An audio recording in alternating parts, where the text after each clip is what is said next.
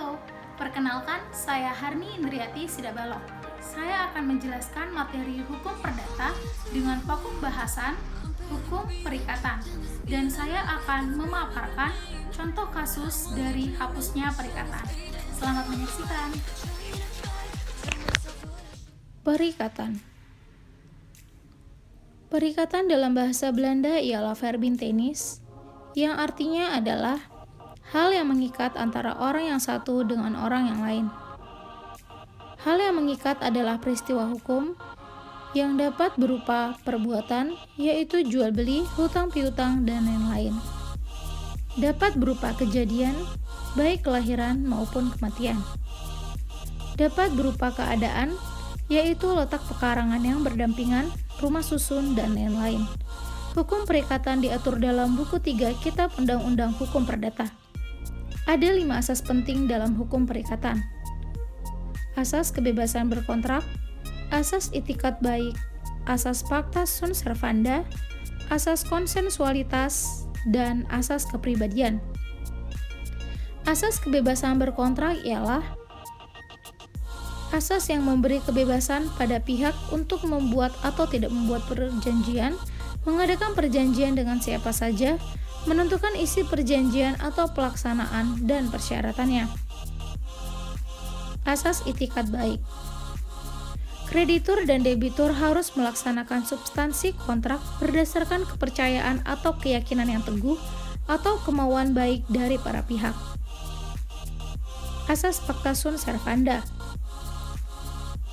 Asas bahwa hakim atau pihak ketiga harus menghormati substansi kontrak yang dibuat oleh para pihak, sebagaimana layaknya undang-undang. Asas konsensualitas. Asas yang menyatakan bahwa perjanjian pada umumnya tidak diadakan secara formal, melainkan cukup dengan adanya kesepakatan kedua belah pihak. Asas kepribadian. Asas yang menentukan bahwa seseorang yang akan melakukan atau membuat kontrak hanya untuk kepentingan perorangan saja. Hambatan-hambatan dalam pelaksanaan perjanjian. Karena adanya risiko, keadaan memaksa atau overmah, dan wan prestasi. Risiko ialah kewajiban memikul kerugian yang disebabkan karena kejadian di luar kesalahan salah satu pihak. Keadaan memaksa atau overmah adalah keadaan tidak dipenuhinya prestasi oleh debitur karena terjadinya peristiwa yang tidak dapat diketahui atau diduga ketika membuat suatu perikatan. Unsur-unsur overmah. Tidak dipenuhinya prestasi karena memusnahkan objek perikatan, menghalangi perbuatan debitur untuk berprestasi, peristiwa itu tidak dapat diduga, dan di luar kesalahan debitur. Wan prestasi ialah tidak memenuhi suatu kewajiban seperti yang telah ditetapkan dalam perikatan. Ada 2 alasan wan prestasi, karena kesalahan debitur dan karena kesalahan kreditur. Akibat bagi debitur yang melakukan wan prestasi ialah debitur membayar ganti rugi yang diderita oleh kreditur. Jika perikatan timbal balik, kreditur dapat menuntut pembatalan melalui hakim. Debitur wajib memenuhi perikatan jika dapat dilakukan, disertai pembayaran ganti rugi.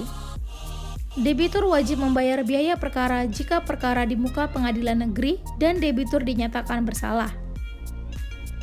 Syarat sahnya perikatan. 1. Sepakat mereka yang mengikatkan dirinya. Kesepakatan adalah pihak-pihak yang membuat perjanjian harus memberikan persetujuannya. Apa yang menjadi kehendak pihak yang satu haruslah menjadi kehendak pihak yang lainnya. Penyebab tidak tercapainya kesepakatan. Adanya paksaan atau duang. Seseorang tidak dapat dinyatakan membuat perjanjian jika kesepakatan yang diberi karena paksaan baik fisik maupun psikis. 2. Adanya kehilafan atau dualing.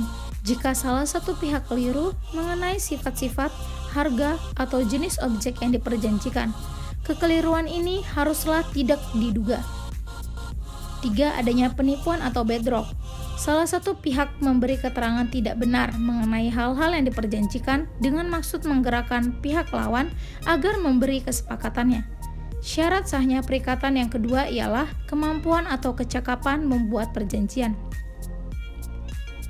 Kemampuan adalah adanya pengetahuan dan kehendak terhadap apa saja yang diperjanjikan berdasarkan pengetahuan dan kehendak dari pihak yang bersangkutan. Berdasarkan pasal 1330 Kitab Undang-Undang Hukum Perdata, pihak yang tidak mampu melakukan perbuatan hukum yaitu orang yang belum dewasa, orang di bawah pengampuan, dan istri.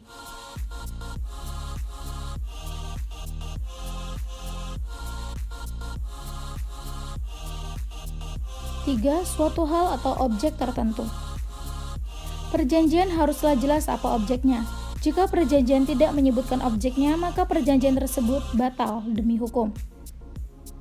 4. Kausa atau sebab yang halal. Isi dari perjanjian harus tidak bertentangan dengan hukum, kesusilaan, dan ketertiban umum. Macam-macam perikatan. 1. Perikatan bersyarat diatur dalam pasal 1253 sampai 1267 Kitab Undang-Undang Hukum Perdata. Perikatan bersyarat apabila digantungkan pada suatu peristiwa yang akan datang dan masih belum terjadi, baik secara menangguhkan lahirnya perikatan hingga terjadinya peristiwa semacam itu, maupun secara membatalkan perikatan menurut terjadinya peristiwa tersebut. 2. Perikatan ketetapan waktu diatur dalam pasal 1268 sampai 1271 Kitab Undang-Undang Hukum Perdata. Waktu yang ditetapkan adalah peristiwa yang akan terjadi dan terjadinya sudah pasti atau berupa tanggal yang sudah tetap. 3. Perikatan manasuka diatur dalam pasal 1272 sampai 1277 Kitab Undang-Undang Hukum Perdata. Debitur boleh memenuhi prestasi dengan memilih salah satu dari dua benda yang dijadikan objek perikatan. Jika debitur telah memenuhi salah satu dari dua benda yang telah ditentukan, dia akan bebas dan perikatan akan berakhir. Perikatan tanggung-menanggung diatur dalam pasal 1278 sampai 1295 Kitab Undang-Undang Hukum Perdata. Perikatan tanggung-menanggung adalah beberapa orang bersama-sama sebagai pihak yang berhutang berhadapan dengan satu orang yang menghutangkan, atau dapat juga sebaliknya. Perikatan ini dibagi dua, yaitu perikatan tanggung-menanggung aktif dan tanggung-menanggung pasif. 5. Perikatan yang dapat dibagi dan tidak dapat dibagi digantungkan pada kemungkinan tidaknya membagi prestasi dan kehendak kedua belah pihak yang membuat perjanjian. Sifat dapat atau tidak dapat dibagi berdasarkan pada sifat benda yang menjadi objek dan maksud perikatannya, apakah dapat atau tidak dapat dibagi. 6. Perikatan penetapan hukuman. Perikatan penetapan hukuman ini mencegah supaya si berhutang tidak melalaikan kewajibannya. Maka jika debitur lalai, ia akan dikenai hukuman yang tentu saja merugikan dirinya. Karena hukuman tersebut, maka kewajibannya akan semakin besar. Hapusnya perikatan. Ada 10 cara hapusnya perikatan berdasarkan pasal 1380 Kitab Undang-Undang Hukum Perdata. 1. Karena adanya pembayaran diatur dalam pasal 1382 sampai 1403 Kitab Undang-Undang Hukum Perdata. Pembayaran dapat berupa uang, jasa, dan barang. Pembayaran ialah tindakan pemenuhan prestasi oleh debitur kepada kreditur. Jika objek perikatan adalah sejumlah uang, maka perikatan akan berakhir dengan pembayaran uang. 2. Penawaran pembayaran tunai diikuti dengan penitipan, diatur dalam pasal 1404 Kitab Undang-Undang Hukum Perdata. Yaitu suatu cara hapusnya perikatan di mana debitur hendak membayar hutangnya, namun pembayaran ini ditolak oleh kreditur. Maka debitur bisa menitipkan pembayaran melalui kepanitraan pengadilan negeri setempat, dengan demikian perikatan menjadi hapus. Agar pembayaran tersebut sah, maka ada beberapa syarat yang harus dipenuhi. Dilakukan pada kreditur atau kuasanya, dilakukan oleh debitur yang wenang dalam membayar, mengenai semua uang pokok, bunga, dan biaya yang telah ditetapkan, waktu yang ditetapkan telah tiba, syarat dengan mana hutang yang dibuat telah dipenuhi, penawaran pembayaran dilakukan di tempat yang telah ditetapkan, Penawaran pembayaran dilakukan oleh notaris atau jurusita. 3. Pembaharuan hutang atau inovasi. Hal ini terjadi dengan mengganti hutang lama dengan hutang yang baru, maka terjadi penggantian objek perjanjian atau novasi objektif, sehingga hutang lama menjadi lenyap. Ada dua macam novasi, yaitu novasi subjektif pasif, yaitu penggantian orang atau subjeknya, dan novasi subjektif aktif, yang diganti ialah debitur. 4. Perjumpaan hutang. Penghapusan hutang dengan saling memperhitungkan hutang piutang secara timbal balik antara debitur dan kreditur. Dengan perhitungan ini, maka hutang lama menjadi lenyap.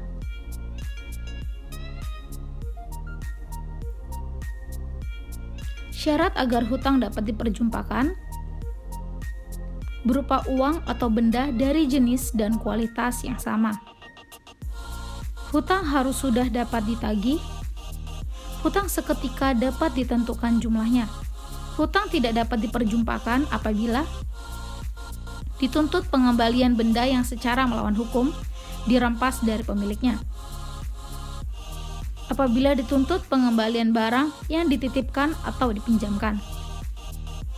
Terhadap suatu hutang yang bersumber pada tunjangan nafkah yang dinyatakan tidak dapat disita. 5. Percampuran hutang. Percampuran hutang terjadi jika kedudukan debitur dan kreditur menjadi satu, artinya berada pada satu tangan atau satu orang. Hal ini diatur dalam pasal 1436 Kitab Undang-Undang Hukum Perdata. Percampuran tersebut terjadi demi hukum, sehingga hutang piutang menjadi lenyap. 6. Pembebasan hutang. Terjadi apabila kreditur tidak menghendaki lagi prestasi dari debitur dan melepaskan haknya atas pembayaran, maka perikatan menjadi hapus. Berdasarkan pasal 1438 Kitab Undang-Undang Hukum Perdata, pembebasan itu tidak boleh berdasarkan persangkaan, melainkan harus dibuktikan. 7. Pembatalan hutang. Hal ini terjadi bila tidak terpenuhinya syarat subjektif. Berdasarkan pasal 1320 Kitab Undang-Undang Hukum Perdata, jika syarat subjektif tidak terpenuhi, maka perikatan itu tidak batal, melainkan dapat dibatalkan. Pembatalan perjanjian dapat dilakukan dengan cara aktif, menuntut pembatalan kepada hakim dengan jalan mengajukan gugatan. Dengan cara pembelaan, menunggu sampai digugat di muka hakim untuk memenuhi perikatan, dan baru diajukan alasan tentang kekurangan perikatan tersebut. 8. Musnahnya benda yang terhutang. Berdasarkan pasal 1444 Kitab Undang-Undang Hukum Perdata, jika benda yang menjadi objek perikatan itu musnah, tidak dapat lagi diperdagangkan atau hilang di luar kesalahan debitur, dan sebelum ia lalai menyerahkan pada waktu yang telah ditentukan, maka perikatan menjadi hapus. 9. Berlakunya syarat batal. Syarat batal adalah ketentuan isi perjanjian yang disetujui para pihak. Syarat jika dipenuhi mengakibatkan perikatan batal sehingga perikatan menjadi hapus. Syarat batal pada dasarnya berlaku surut, yaitu sejak perikatan itu dilahirkan. Perikatan yang batal dipulihkan pada keadaan seperti semula, seolah-olah tidak terjadinya suatu perikatan. 10. Lampau waktu atau daluarsa. Menurut pasal 1946 Kitab Undang-Undang Hukum Perdata, daluarsa adalah suatu alat untuk memperoleh sesuatu atau untuk dibebaskan dari suatu perikatan.